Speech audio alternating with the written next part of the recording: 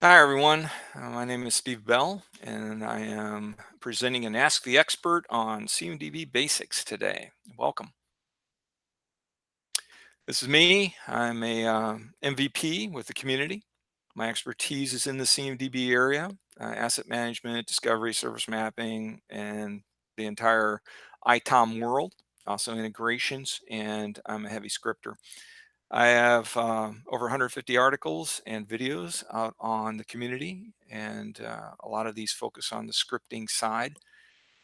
And also, I'm a member of the Expert Bureau, the Advocates Group, and I'm certified in a number of topics. Enough about me here. All right, so CMDB. This is one of the biggies that I get asked a lot out on the field. What is the CMDB? Why would you ever want one? What does it affect? How does this help my business in any way? So first off, CMDB is the configuration management database. There are a lot of competing products out there. ServiceNow brings to the table a lot of things that the other products do not, and it is one of the better CMDB oriented software applications available on the web. ServiceNow is CMDB centric. A lot of companies or a lot of products out there are asset centric. So what does this really mean? Assets are things like consumables, hardware, software, and anything else you want to throw in the kitchen sink, cans of oil, things like that, I guess. By the way, I've seen that in the CMDB. It scared me to death.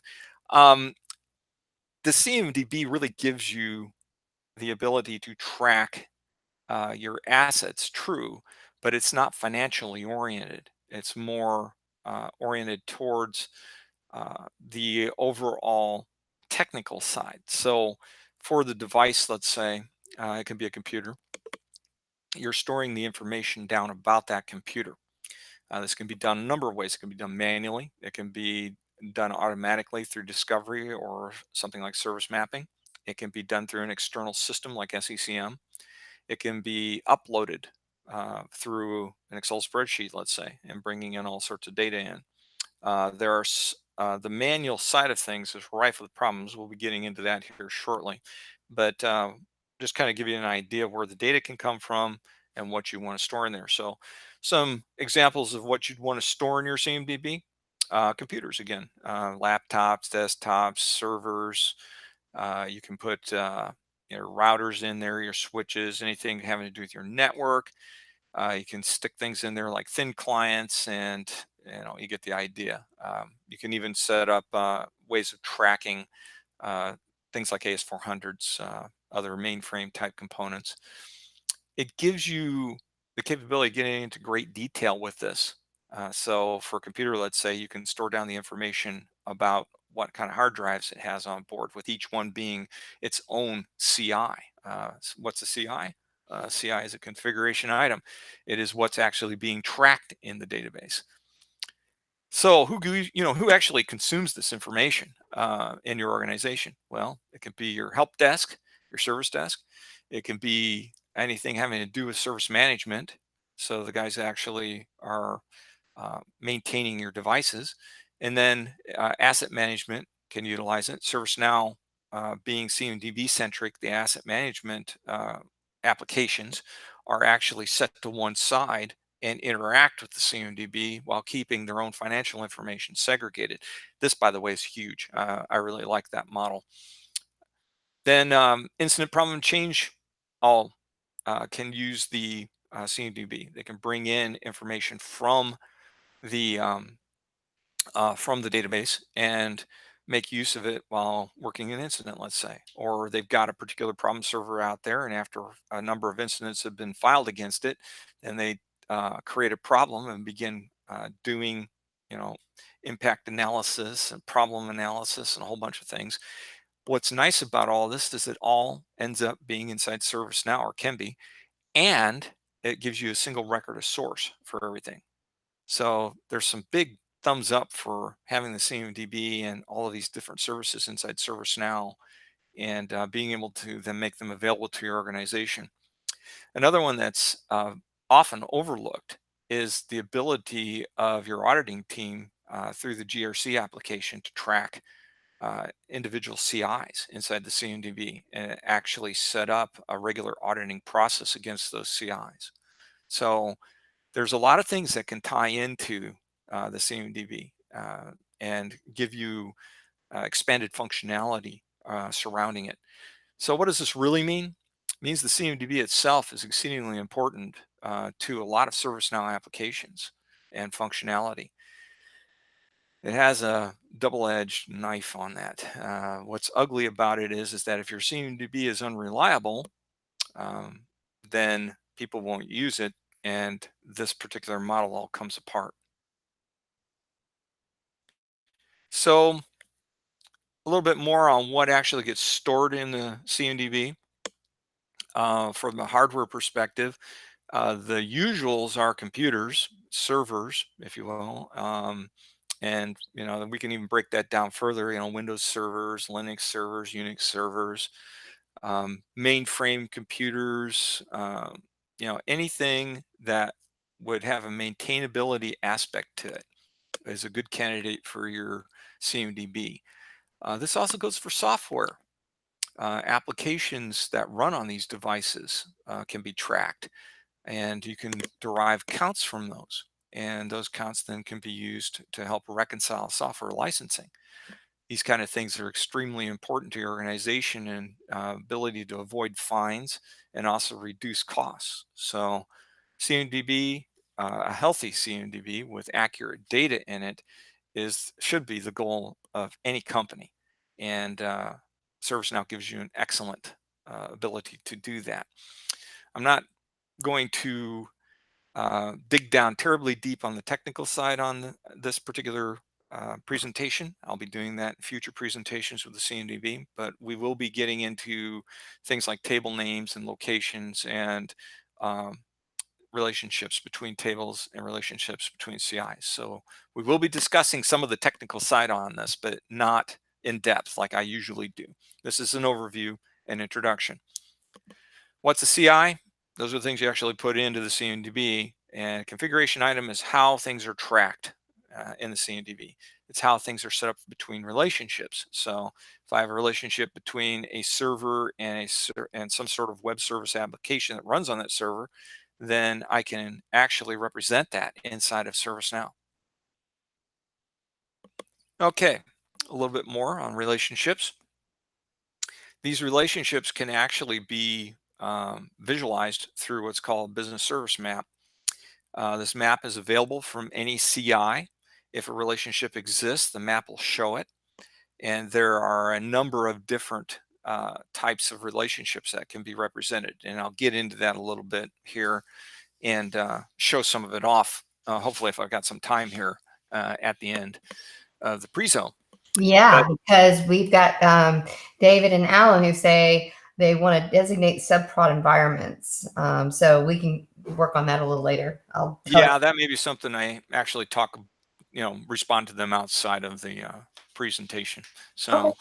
yeah, by the way, it's an excellent topic. There's some things that I'd like to discuss in future presentations, like how do you actually transport this information out of your development instance where you've done all this work and now you've got all this stuff that is manually entered or specially discovered or anything like that and needs to be ported to other instances in your organization. So, okay, you have to go from dev, you got the SDLC, go from dev to test to production.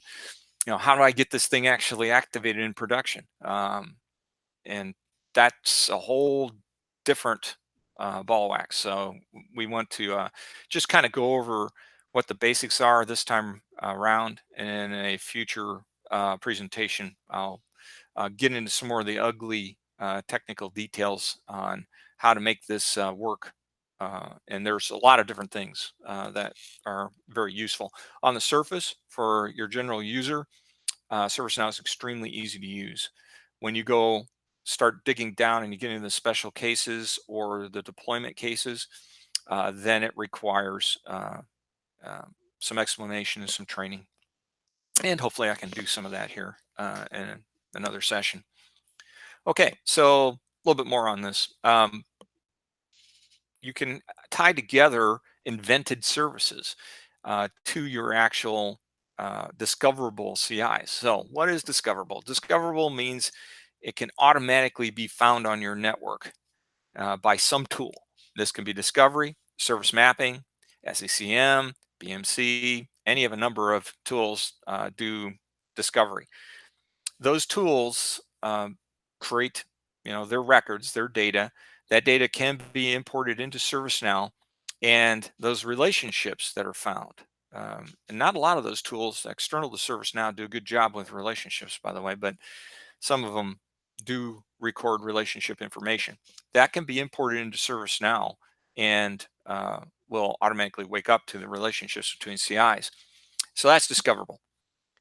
There are non-discoverable invented CIs. Those are business services, technical services, and business applications. These are ones that will have to be manually entered somehow, either through a mass import or through the good old-fashioned keyboard. This area is really for organizational purposes. So business service, what is a business service? It's an organizational element. It allows you to represent a series of CIs and applications that are all bubbled up into one offering. So, for example, I've got a set of applications that are available through a website. That business service can be can be representative of the overall structure that is underneath that website. So I can have a business service with multiple business applications. What does that mean? Okay, I've got my website, and now underneath that, I've got groupings of service catalog items. Well, those service catalog items are not discoverable. I mean, they're not something that will be normally represented, right? So I've got a business application that represents that offering. And underneath that, then I've got the support mechanisms. Those support mechanisms are what servers do they interact with. Um, so ServiceNow has a bunch of its own servers that we can't discover, but let's say I've got something that goes throughout the orchestration and touches on things out on the network. The business application, ServiceNow, actually has dependencies then on uh, devices in my network that have to be present for it to get the information it needs, to be able to do something. So that would be a way of actually representing it inside the CMDB is to set up business service, business application, and then technical service. Technical service does not necessarily have to be sitting there. Technical service is actually the number of times I've seen them implemented in the CMDB are rare. Technical service incorporates usually a lot of web services or some sort of a grouping of CIs that are uh, a collection that are used to support upstream business applications. The first one that I mentioned is the one I've seen the most, where a technical service actually is a grouping of web services, and those web services then feed a business application or applications above it. Why would you want to do any of this stuff? I'll get in a little more of that, in another slide, but in a nutshell, it reduces the number of relationships that have to be present in the CMDB and makes it easier to view on a business service map. Okay, so the number one problem with the CMDB is its inaccuracy. Um, Generally speaking, as I've walked in the door of various companies, I found that some of the older ones don't have very reliable CMDBs. They're heavily manually operated on. The data entry can go wrong horribly, and I'll explain that here in a second. I've seen, you know, uh, data interactions, or I should say CI interactions badly executed. There's relationships that are not set up correctly or not present at all. Uh, you get the idea. Garbage in, garbage out, or GIGO is my favorite thing. So whatever goes into the CMDB has to be accurate. or people will abandon your product, like ServiceNow. They'll abandon the CMDB and go to other things. And I kid you not, spreadsheets sometimes are the fallback. They don't necessarily go to a competing product. They go back to the way they know will work. So shared spreadsheet. I've even seen them drop back to uh, things like passing a spreadsheet around via email. So how do you straighten things like that out, or what could possibly go wrong? Let's cover the wrong stuff first. Okay, so for example, and these are two I've really run into in the real world. First one, we had a admin, a ServiceNow admin, upload users to the CMDB. He chose the wrong table in his transform and uploaded 300 users to the CMDB. It wasn't noticed right away. No one was doing a CMDB review. He was mystified on what happened to his users until he went and straightened it out, but he didn't go delete the data out of the CMDB. So we started doing reporting when I walked in, and we were doing checks on CIs when I ran across a user who was listed as a configuration item. Um, I mean, some companies may actually view their people as configuration items, but as a general practice, it's not done. So uh, that, of course, screws up reports, can mess with counts, can also show up really bad data on any sort of service handling. And then the one where it was really mystifying is that in the drop downs, let's say for incident, once in a while you would see a person's name appear. And that's the report we got back. It's kind of like, hey, we're seeing users appearing in the drop down for CMDBs, the lookups in CMDBs inside our incident problem and change. Cool, huh? So anyway, the other one that I saw that was really kind of interesting was assets being uploaded to the CMDB. And you heard me mention cans of oil. Well, one company actually, it's one of these things where what? They actually uploaded information like parking lots. So facilities information, uh, maintenance information for facilities actually made it into the CMDB. This is not a good place for that kind of info. Um, they were loading it into the CMDB CI table, the root table, to make it available for their organization. Cans of oil, I can understand. The parking lot thing really mystified me. Anyway, so you get the idea. Things that shouldn't go into the CMDB are, you know, anything not pertinent to your actual IT support realm. So if it's an asset of any kind, it needs to go into asset management. Oil, cans of oil, they're consumables. Put it in the consumable side of asset management and track it there. Um, but you get the idea. Yeah, the cans of oil. Good stuff. All right, so some solutions for automation to moving information into ServiceNow CMDB and making it more reliable. Remember, GIGO, avoid it. Anything else that's automated, uh, it should be clean information coming in untouched by human hands. That's the best route.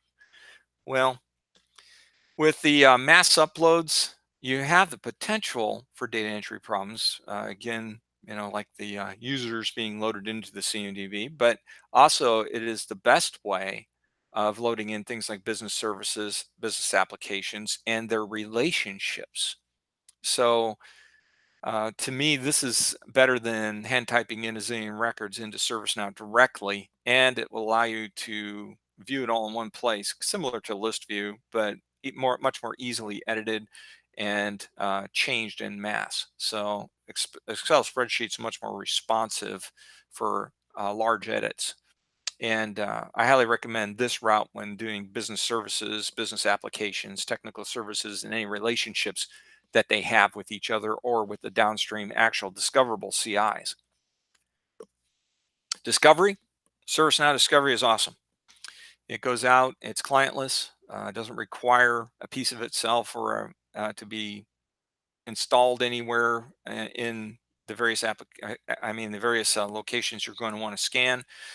You have a mid server installed on your side of the network, but or your side of the firewall that is highly secure and hooks into ServiceNow. ServiceNow issues it commands. It goes out and discovers agentless, which means it doesn't have to have any part of it installed on any of the devices it's scanning, and brings back the information. The big deal is credentials. Service mapping, similar animal, where discovery does ranges of IPs and is what's called horizontal discovery. Service mapping does vertical discovery. It goes top down. It starts with a discoverable business service entry point, like a website, and begins scraping along, through the relationships and building minimal CIs on the way down. Service mapping is not discovery.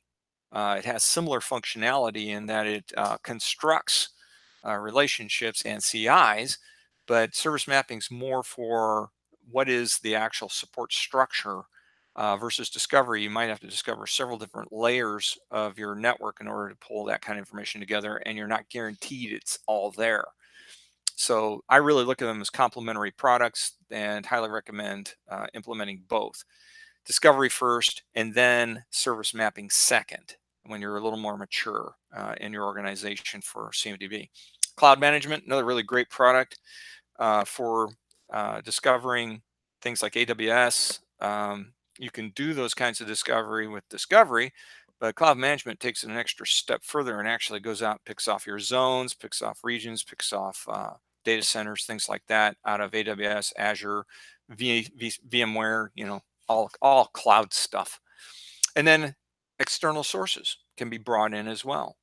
So if you have an automation outside, like SCCM, for example, that can be imported into ServiceNow CMDB on a regular basis, and through the reconciliation side of things, actually can update information that might not be found by discovery, or is much more detailed than what discovery found. So basically the same thing, I guess. Okay, a little bit on the structure. So the CMDB structure is actually humongous. You know, tens, if not hundreds of tables are available out of the box. This is the usual suspects, if you will, that most people are familiar with and are available through the configuration navigation, allow you to actually go to them. CMDB is not. CMDB is a very root level table that has no direct access through the navigation. You can do a cmdb.list and get to it, but it is the root level table that contains all the root level fields, and those fields are the base information that then is inherited by the uphill structure, or downhill, depends on how you view this. So downstream from that is CMDB CI, and then downstream from that is hardware. And then there's also software off of CI and a bunch of others off of CI. This is, I just represent the hardware chain because, like I said, it can get pretty complex in a hurry. But I wanted you to have an idea. Each one of these inherits the previous one's fields, plus new fields that it introduces to describe that particular device. So, for example, on the hardware side, you have the base hardware information like device name and everything else. But then if I go to computer level, this is significantly different than things like Netgear, and uh, allows me then to set up, things like desktop computers, or laptops, or thin clients, or things along those lines. Server allows me to set up things like Windows Server, which is the next level above that. But server itself will be things like rack mount and tower, along those lines, and actually contain probably, multiple CPUs, other data that would not be normally sitting in the computer layer. Windows Server, again, extends the server table, and it's things that are specific to Windows Server. So you get the idea. This is the hardware side. Software side has a similar chain, not quite as complex, but you get the idea of what's out of the box. Off of computer, by the way, is the new table for PCs as well. I didn't bother to include it because I don't believe in it. So anyway, I don't believe in you. Um, So, okay, why is this whole thing done this way and what's important about it? This allows you to organize your or classify your CIs and be able to control the different types that are there. Um, if you'll notice, these are very much infrastructure oriented. They're not uh, things like blackboards or whiteboards or anything along those lines. These are not assets in that regard. They are assets from the viewpoint of the financial side, but they are not tracked that way in the CMDB.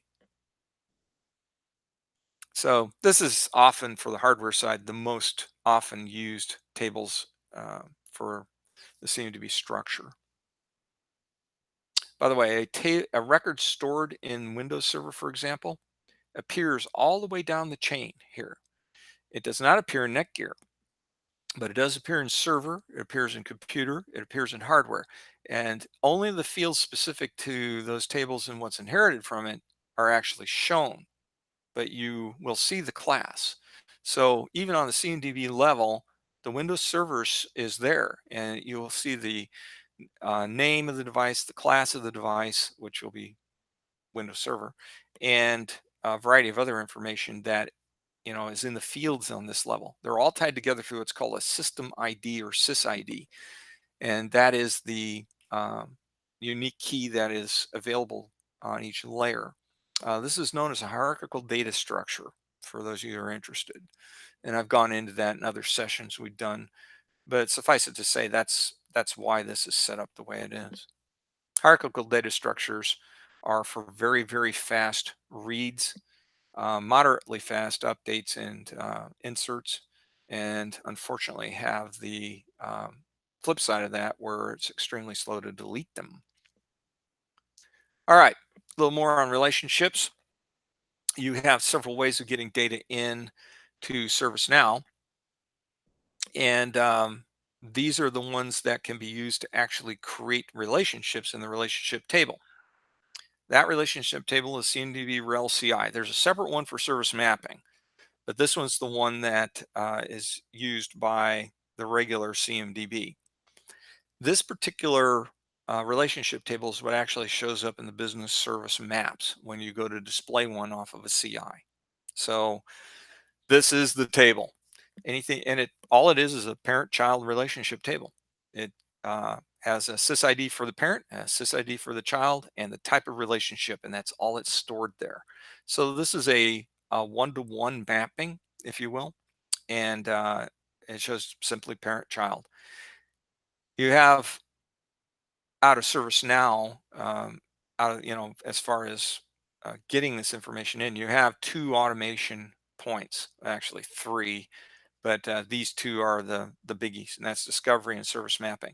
By automation, I mean they're not manually entered. Mass upload, you saw my description earlier.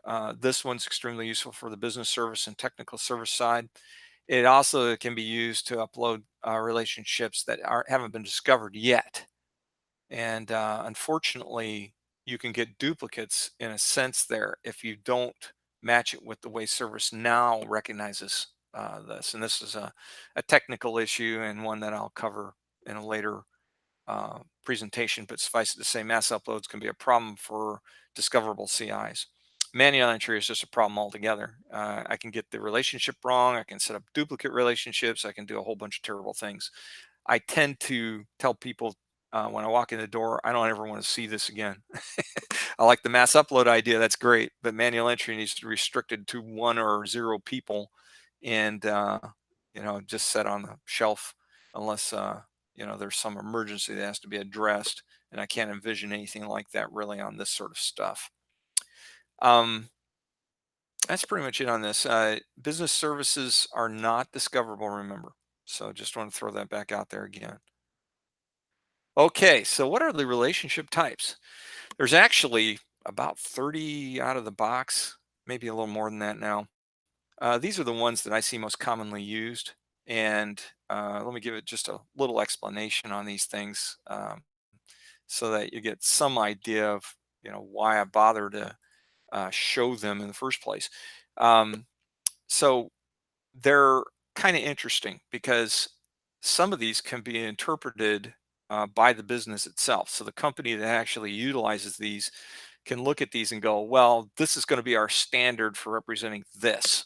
So for example, depends on used by will be our standard, and this is all we're going to use. And the downside to that is, or for manual creation, I should say, for ServiceNow side, this is heavily used. For example, depends on and used by. So how do you keep discovery from doing that? Well, I'll leave that till later technical discussion. Right now, suffice it to say, it's an interesting thing. So what are these? Connected, connect by, connects. It's simply a high level representation that the two are joined together. I use this on business services and business applications. A business service may connect via communication to a business application to retrieve information, um, vice versa. So I usually use it only on non-discoverable CIs. Sometimes I'll throw something like this in to represent something special going on between two CIs that are discoverable, but that's extremely rare. And you can do what's called applicative, which is application communication between something like this, and it might represent it better. But this is something I utilize in this regard. We Um, had a quick question. sure. Someone said, "What was the reason for showing the servers in the computer table?" This slide or I think it was the previous? slide before. Uh, oh, you mean this representation? I think S- that I think so. Server inherits from computer. There you go. Yeah, it's a downstream from computer. And Win server, Linux server, and Unix server are all downstream from server. Server does not inherit from hardware; it inherits from computer. It brings more fields that are server specific, and that's the big thing. Is computer's generic, whereas server is specifically for servers. And that's the difference here. That's why I showed this way. This is actually how it's represented. If you go to the actual map um, of the table mapping, if you bring up the relationship diagram, it'll show you exactly this relationship. Thank you. Sure. Okay. A couple others. Consume by, especially when an app, a business application consumes a web service. That's a really biggie right there. Um, Contains, I use this one in a couple places, but the big one is technical services containing multiple web services underneath them. Depends on, really important. This one's really important for actually tracking the reliance of business services and CIs all the way down. So ServiceNow uses this one a lot, and or with software runs on and runs uh, to show the dependencies downstream. So if something goes offline, let's say this web service goes offline, it directly affects the business service immediately above it and anything that's relying on that business service. So if web service is down, business service is down, business application is down. Basically a Sev one. But this allows a service manager to bring up the BSM and actually view the map and see exactly what effect this thing is going to have on everything upstream from it. By the way, this is a plug for event management at this point. If you want a real-time display of that, service mapping plus event management will give you that real-time display. And we'll show you those things that are up. Let's say you have something go down in a cluster. It'll show the thing that's offline, and we'll also show that the cluster is still functioning, that not everything is offline, perhaps, let's say, and gives you the ability to go out and immediately debug the down server. You can also have it send out tasks and notifications to let you know that the thing has gone down and to get on it. So event management rocks. I like event management. But this gives you an idea of the various types of relationships. And these are the ones I most commonly use and find. Okay, a little bit on an extending. So because of the nature of, and this is not a foreign key connectivity here, this is a hierarchical connectivity. Again, same sysid throughout the hierarchy. And here's a good example of server inheriting from computer. So hardware, computer inherits from hardware, server inherits from computer. Server brings along just a few columns, new ones, but you know, you can see computer brings a lot of stuff along with it. All these columns right here are new, and they're tacked on top of everything hardware configuration item and then CMDB. So you get an idea of what's going on here. To add a new field is very easy inside ServiceNow. You just go modify the table structure, add the new column, and you're off and rolling. It immediately becomes available. Server, same thing, you know, just add a new column in. When I have a line I draw here on adding things like this to the CMDB. First off, how many fields are you adding to a particular table? Computer's a very common target. And a lot of people say, well, it just doesn't contain everything we need on it for our business representation. Okay, that's all fine and good. Look for something out of the box that may contain that and may be able to do that for you and get you 90% of the way there before you start modifying the structure. If you have to modify the structure, make sure it really is something that's computer oriented. So let's say in this case, you know, I've got something important I got to put in that talks to, you know, some sort of capability of computers. I can't pull one off the top of my head right now, but you get the idea. You know, what does that necessarily involve? Well, okay, I got 4 or 5 of these, and they're all computer oriented. That's great, you know, no problem. But let's say they really represent a new classification and something I want to extend from computer, and it's still a computer, but it may be, you know, let's say a lights out device that's, you know, got a computer core to it. Lights out, a lot of those are extended. I extend them as a hardware table from Linux server because they usually are a Linux server of some kind, but they still got data for themselves in it that indicates it's a lights out object. But you get the idea, you know, when it's specific and creates a new class, then go to creating a new table for it and extend that off of the appropriate table that's below, you know, that should be below it. It gives you the majority of your data. By the way, there is the necessity sometimes of creating a standalone CMDB table. Rare, I've had to do it a couple of times, where it has nothing it needs from the existing hierarchy. It has its own information that it needs to keep, and it can be utilized as a related list to one of the other um, uh, tables in the CMDB. ServiceNow actually uses that, by the way. Yeah, go ahead. Oh, hey, I think you may have already answered it, but Alan asked the question, is there a scenario to manually create relationships prior to server mapping being implemented? And what are Absolutely. the cautions? Again, back to that, in the relationships, when you create them manually between possibly discoverable CIs, it is, it could be, and probably is quite likely that a duplicate relationship will be created by discovery. So I created it manually, and you know, I had like consumes or consumed by kind of thing in there. And then ServiceNow comes along with discovery later on and says used by. In which case now I've got 2 relationships. One I manually created and one it created to represent what it saw. That's the danger. That can be confusing to someone bringing up the map. Um, Um, that's the only thing I can, you know, and plus possible duplication based on, you know, something going on. Um, but usually it's the 1-2 like that, where one is manually created with one type of relationship and one is automatically created. Next question is a virtual server a child of server, like a grandchild of hardware? Oh golly, let me answer that one outside because I have to go look. Seems like VM is through a different chain altogether. So I'd have to go look and see how that's represented again. I don't have that memorized.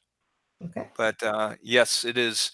VM is represented, since uh, virtual servers end up in computer, but beyond that, I'm not sure what table upstream from that it's actually in. So it could be, um, VM, virtual machine, um, but I can't remember. It is stored in computer ultimately, but there's another table I'm thinking that is beyond that. That's extended from computer. There may even be a chain extended from computer to represent that. Okay. All right.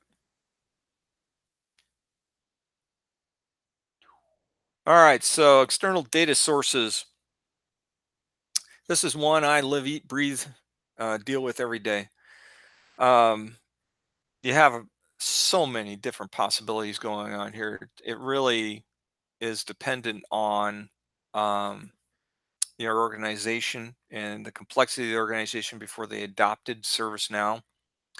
I've had some companies where they've got something like, Bomgar in place where they've tied almost everything through Bomgar, and then Bomgar is to feed into ServiceNow. So Bomgar actually does the golden record, if you will, and um, then the feed goes straight into ServiceNow.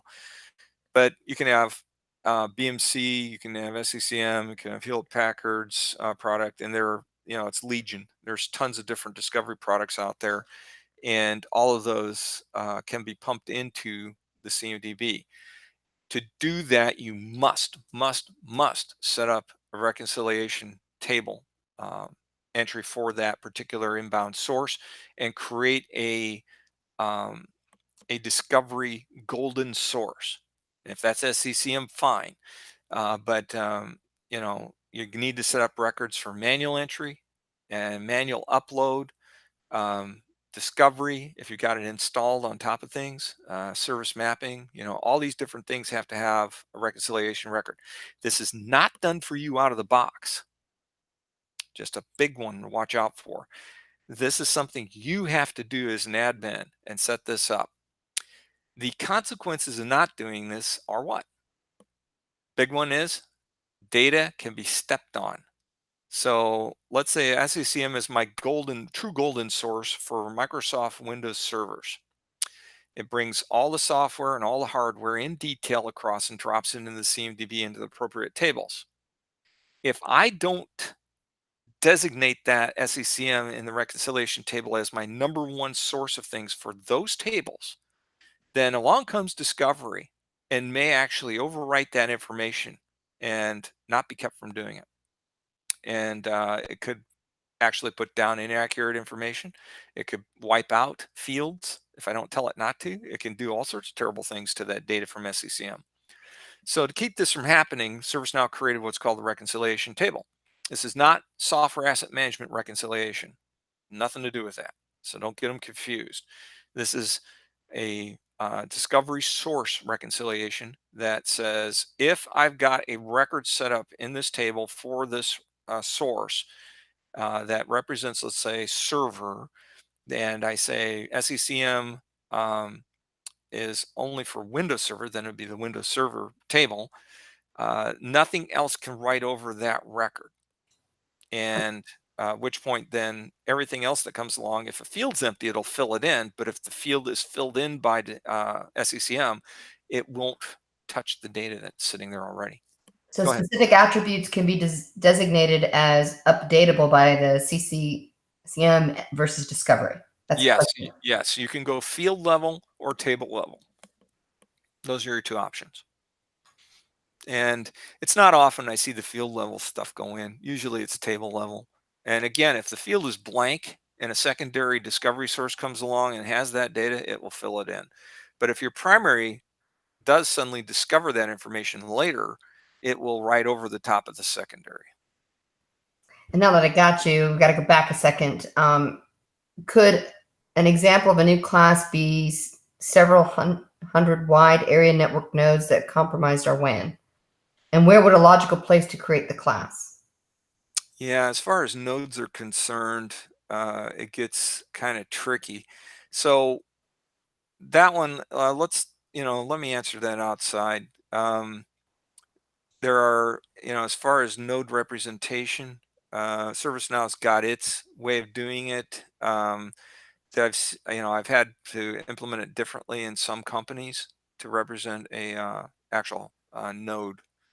Um, Oddly enough, I think the one of the better representation, I may be wrong about this, but better representation is either using a technical service to designate the node and then tying it together. But if it's discoverable, ServiceNow stores it in its table structure.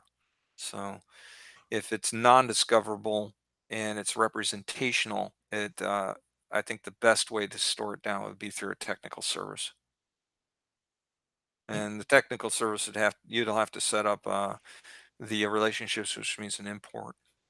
But yeah, it's a fair question. It's just very difficult to answer it. First off the top of my head without thinking it through, and then second, in just a minute or two. Yeah. Okay, good question though. All right, so what I need to take into account when I'm implementing. Okay, number one obviously is reduce the manual creation. Get rid of it. Um, this is probably my biggest bugaboo is the manual side of things. Restrict it, reduce the number of admins that can actually get at it. If you have to, definitely wipe ITIL users out of getting to modify the CMDB. Um, create a CMDB admin. There is a role for it. Create a CMDB user, and there is a role for it. And assign people to those groups, and make sure that they don't have access unless they absolutely need the access for maintaining it, and that they're trustworthy.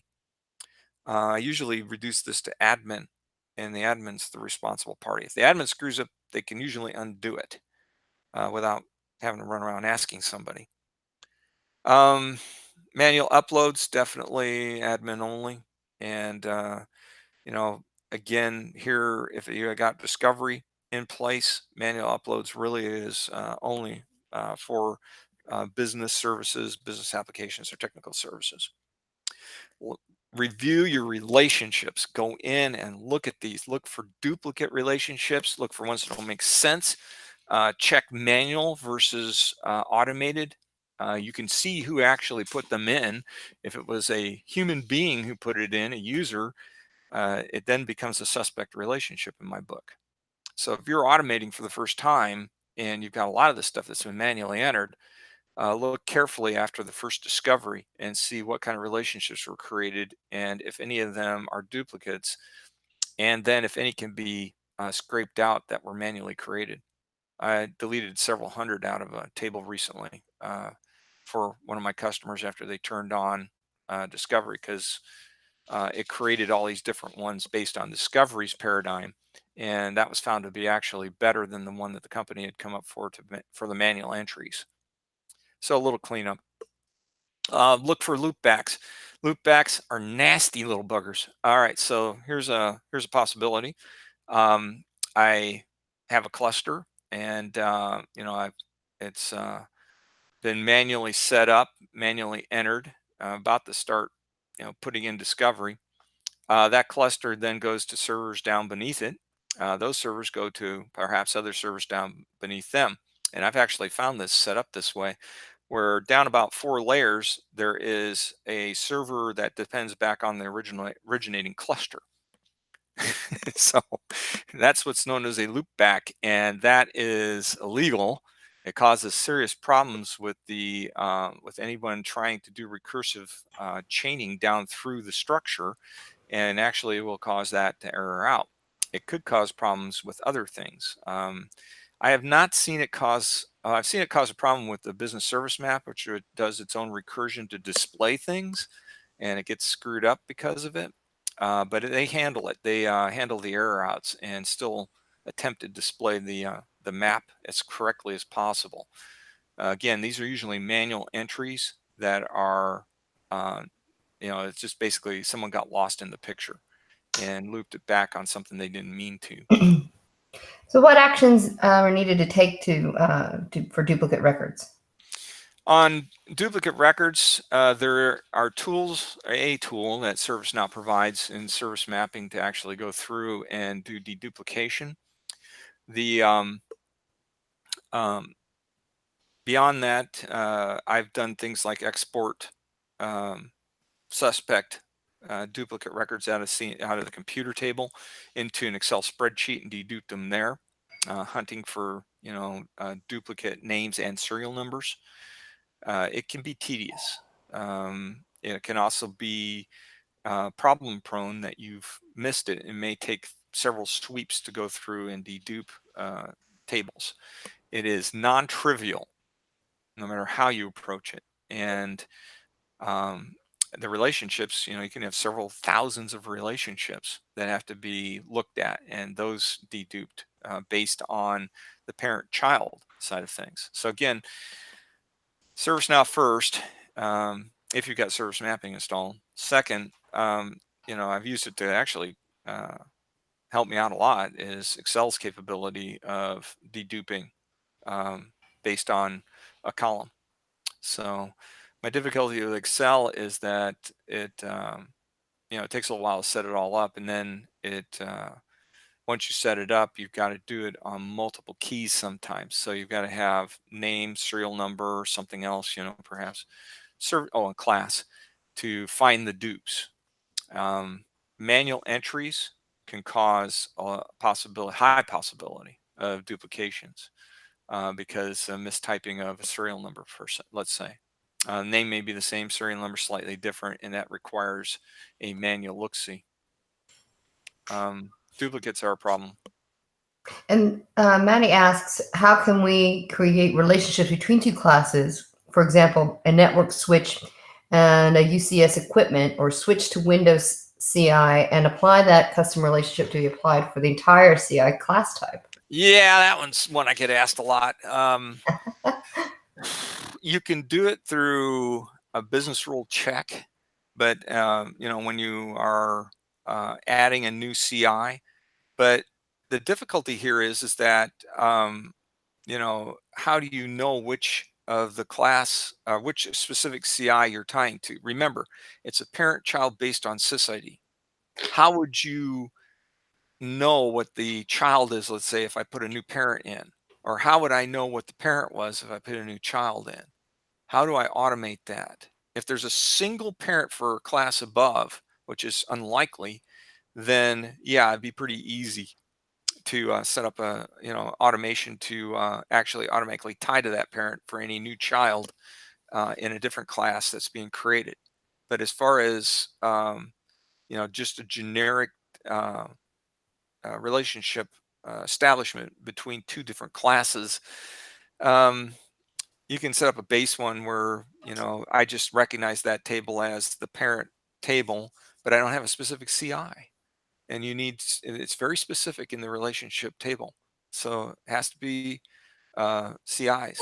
And I've toyed around with ideas on how I would put some AI around this, but already we're talking serious sophistication where it goes out and it has a rough idea what to look for and it learns from it. I would say for out of the box, there's no way to set that up. And isn't a core functionality of CMDB has a deduplication, and it's not just limited to service mapping? For discovery, yes, it has it actually built in where it does a series of searches. They're based on a variety of things. So the highest level ones are things like serial number and class. And it looks hard at that. It says, do I have something that exists with this? If not, then it looks at name and class. If that isn't there, maybe it will just look at serial number. Eventually, it has other things it can look at. Notice I never mentioned IP in there at all. IP for hardware devices is a problematic field. And if you've got that implemented, you will get duplicates. That's the first thing I'll say with this. The reason is because let's say you do discovery against your entire network, and then later on you do another discovery against your entire network. Most networks are set up with what's called IP leasing. And if this is like a couple of days difference, you may actually have a different device hooked to that particular IP because a person has logged off their laptop, disconnected from the network, gone home, and come back later. When they log back in, IP leasing assigns them a new IP. That old IP gets assigned to someone else, or gets assigned to an actual server device later on for some reason. IPs are a bad thing to use for identification, and they're turned off by default inside ServiceNow. They have to be turned on for discovery in order for discovery to use it as the final look-see in trying to identify the CI. But the big ones are serial number and class, and that's why I highly recommend making certain that serial numbers filled in for any manually entered devices, and then name also. Asset tag is not used because it's not discoverable. Um, there are not out of the box anyway. Gosh, we have two more great questions. Can we create a reconciliation process on the CMDB CI table instead of each and every table? And is that a good process? Yow. I had never been asked that question before. It never even occurred to me. Yes. No. How's that? I'm going to uh, paste that onto the I would say, link. there's a problem with it. Yes, you can do that. Remember that sometimes, first off, on the CMDB level table or CMDB CI, not all fields are present for a particular class. So if I'm discovering Linux servers and there's a lot more information I would lose by restricting on, some of these, base tables. I see what you're trying to do. You're trying to restrict it for the entire table structure. I'd have to play around with that. Maybe it's a I great would say, topic. definitely not something I would normally do. Another great topic for a paper or another Ask the Expert event. And then Sharada asks, data population either manually or through discovery, what level of foundation data should already be available to insert correlate CI? Well, I mean, that's up to your organization. If this is the big go-to place for your organization's data and you don't have discovery, then, it's things like desktops, laptops, and computers of various types. So usually the computer table is the very minimum I've seen. Um, Usually not software, mostly hardware. I've seen some where they put in software, but they're usually doing something with software asset management. So I would say something with computers would be the starting place in the minimum location for a manual entry. Um, Nothing beyond that. Let me finish off here. Okay. Uh, uh, we're down to 2 minutes left in the session. I want to make sure that we get everything in. I've got to run here at the top of the hour. So implementing everything. The big one, all this stuff is a review. The last one is the one that gets overlooked a lot. And Help to Help Desk is a Windows-based, out of the box with ServiceNow. You have to implement it in your logins for your devices when they log into the network, but it will do an on-the-spot on-the-spot discovery, and we call it the poor man's discovery because it actually comes out of the box with ServiceNow, but it only works on Windows devices. The best implementation for that is for external laptops. Let's say if you're a sales team out on the field, they're not going to be hooked into the network necessarily at prime times that you're doing your discoveries. So this is the best method of handling that. All right. I like the questions that are coming through. They're I got very two thoughtful. more. No. Just type them in. We'll answer them later. Okay. Uh, okay. A little bit more on additional best practices, and I'm not going to get to demo this. Maybe we will do another session. Um, so it's excellent idea to have your ownership and managed by filled in for your CIs. This is usually manual. Um, Again, approval groups on business services is another best practice. And then tying in affected CIs to your business services so that you get at a glance all the CIs that would be impacted by that business service being offline. Oh yeah, a couple things. Normalization, I highly recommend it. And then if if your business service maps get untenable, and this can happen where they're just getting so big that you got thousands of CIs that are attempting to be displayed, and it takes 3 or 4 or 5 minutes for the BSM to display, you can get into trouble. So again, business services, technical services, they allow you to organize your CIs so you can reduce the amount of things that are being displayed. Uh, this is the recap. Most everything I've already stated on this, and I just want to bring out one more thing. There are things like form factor and business type, or I should say application type in the business service side that allow you to um, specify things that would normally you would create a new table for.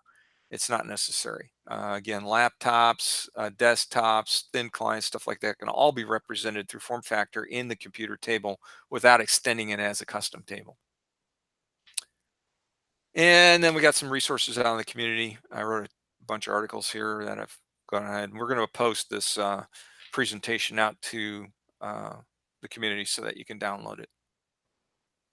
All right, and that's it. And we've done lots and lots of questions. That was excellent. Thank you very much. Want And me to do what? Can I give you one more question? oh, okay, go for it. I got a Maddie minute. said they will post the question on the community, but they said they're getting an error which is called unsupported shell while discovering CI. They tried to get some changes that were recommended from the community, but none of them worked. And they tried discovering database catalogs for the MySQL or Postgres, but out of the box ServiceNow is not having probes. I Anyway, have, maybe we can get yeah, them. I have solutions for both, but they go beyond the 30 seconds it take me to answer them. Okay. Go ahead and post the questions out on the community for this presentation, and I'll answer them out there when I get a chance. Great. Wow. Thank you, everybody. We really appreciate your time and your great questions. And thank you, Stephen, for sharing. And we looks like we've got a couple more sessions to scrum up. Yeah, this opened up a bunch of opportunities or possibilities here to talk through certain things that were asked, and I appreciate the questions because they give me some ideas. And I've got some things that I've wanted to get into technically on this, but it looks like more information about implementing the CMDB would be a good session. All right. Fantastic. Get that on the community scheduled soon. Thanks so much, everyone.